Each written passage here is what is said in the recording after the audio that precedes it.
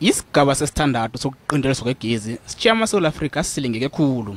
Kodwa isigaba sesithandathu nangapha kunomoya otshisako kukokuthoma kwenzeka enarheni le. Ngokuya kwehlangano iAgri SA kuyokuba ngomonakalo. Ihlangano le ithi kuyokuba ngomonakalo omumbi nakungahlombi ukuba nenisombululo. This has terrible implications for your irrigation farmers in the Northern Cape.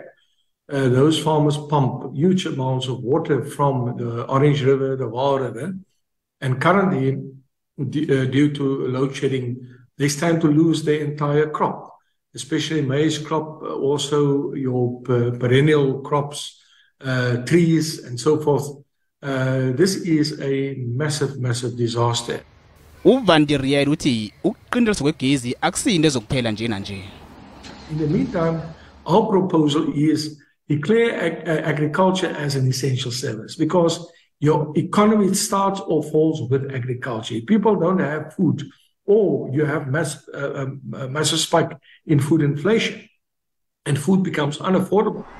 Ihlangano le enethemba lokuba izokuhlangana nekampani yakwaEskom msinyazana ikhombele iPalamende bona ichaphulula abaphathi beEskom benza umsebenzi wabo.